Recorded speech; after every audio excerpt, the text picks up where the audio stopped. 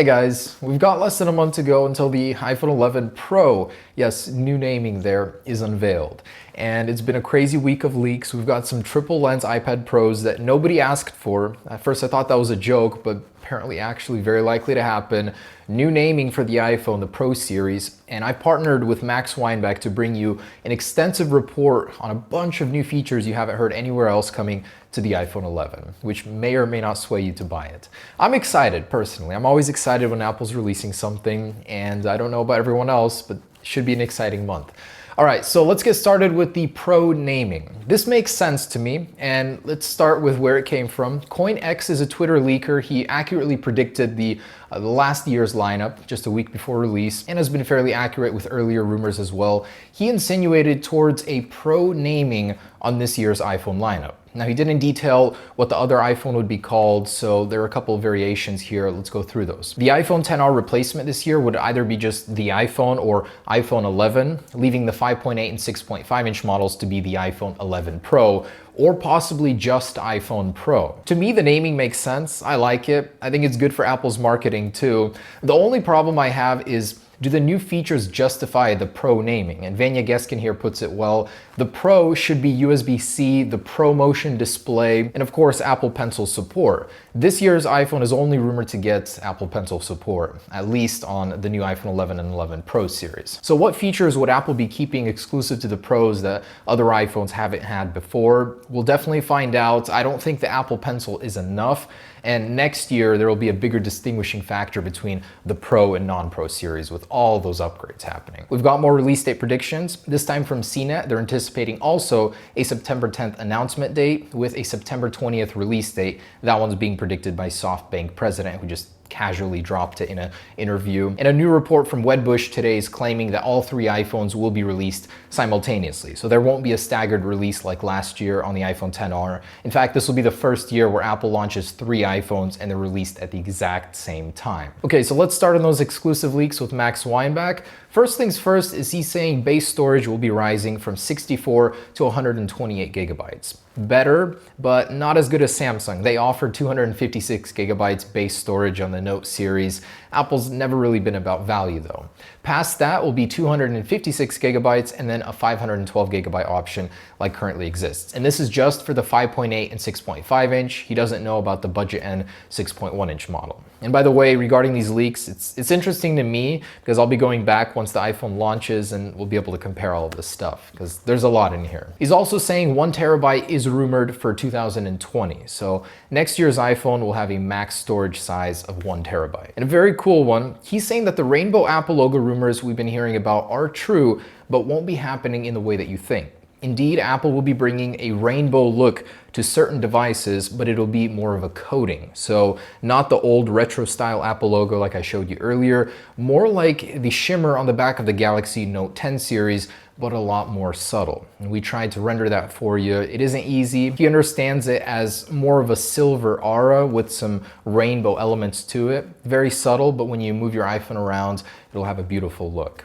And a lot like the current coating on the XS Max, Apple has been playing with them, so it makes sense that they'd expand on that with the iPhone 11, make it feel more different. And of course, don't forget we're gonna have that matte coating on the back of the new iPhone, which by feeling alone, it will feel different. He also says the gold coloring for the premium iPhone will be slightly different. He doesn't know in which way, but it will look different. It would be nice for Apple to bring back the iPhone 8 soft gold color. That's one of my favorite all-time iPhone colors, and I'd like to see it on this year's iPhone too. The 6.1 inch XR is to receive improvements in the corner of the display with improved anti-aliasing and then just general display panel improvements. It's Apple's last year on the Liquid Retina display, then they're going all OLED on next year's lineup, so they want to leave that off on a good note. Apparently, they've also been testing iPhone 11R prototypes without a mute switch on the side. Unknown if that'll make it to production, but we know there are general mute switch changes even on the iPhone 11 Pro. There will be improved microphones on this year's iPhones, in particular to improve stereo recording, and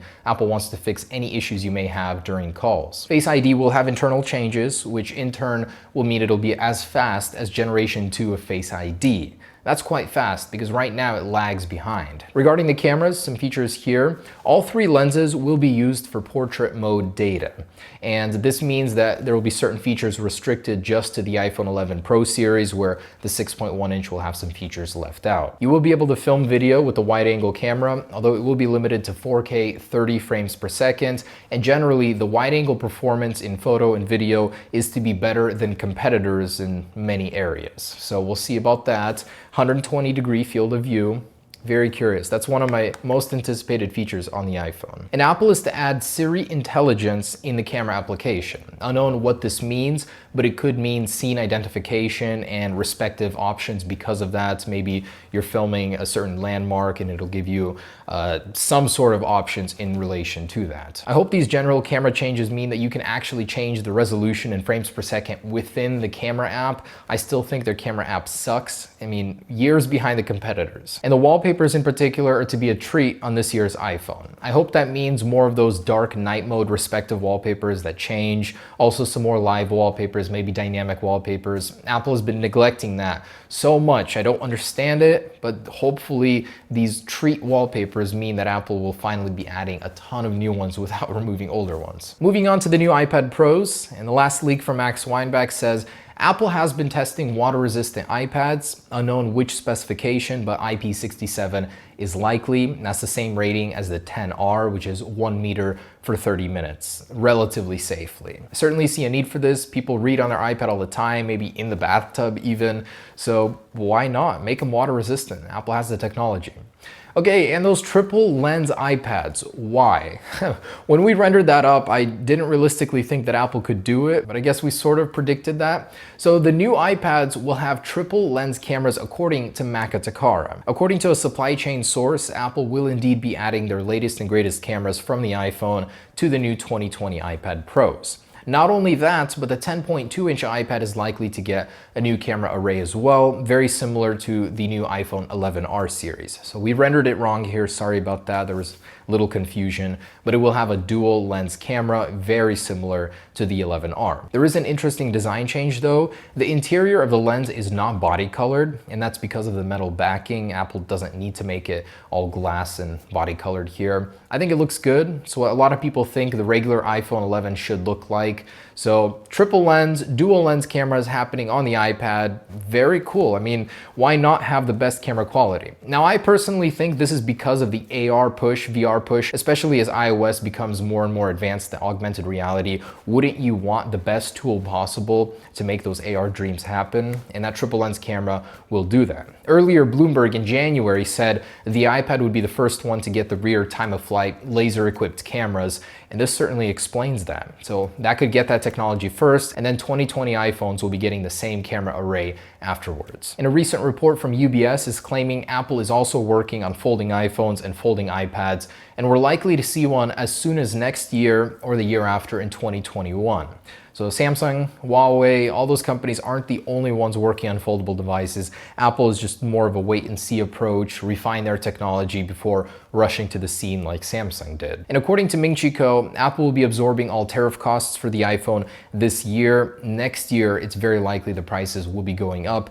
They'll be moving production out of China, but 2020 and beyond, your iPhone is likely to get even more expensive. But regardless, whether the prices stay the same or go higher, people just don't want $1,000 phones anymore. There's been a new study, and it basically confirms what everyone knew already. Why the sales for high-end premium smartphones are dropping is people do not want to pay that much money. And Apple's best interest, I think, is to release an iPhone SE 2 to capture more of the low-end markets, because people are holding on to their phones for longer. They're not upgrading. This year's iPhone will be a very tough sell, knowing the next one is going to be such a big release. We'll see how it goes. Things are not looking good. And in that study, they confirm most people just care about two things on their smartphone: camera quality and good battery life. We already have pretty decent camera quality on most iPhones. Battery life is not that great.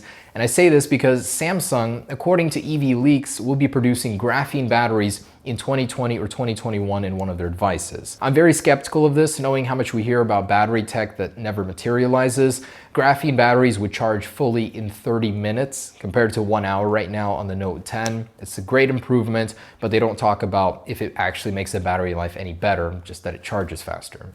I'd love to see a push in battery technology though. I think it would fundamentally change so many of the devices we use today. And lastly, a report from IHS Markit says the 16-inch MacBook Pro is coming in September. As a result of its release, Apple will be phasing out the existing 15-inch MacBook Pro series. Also, this new 16-inch series will be getting the latest Coffee-like processors from Intel. I think it'll still be a few years until Apple adds their own in-house processors to their MacBooks. Okay guys, that's everything. Just under a month to go. Let's see what happens here. I've got a huge report on the 2020 iPhones coming next, and in that video I'll be having the giveaway results for the AirPods. Stay tuned guys.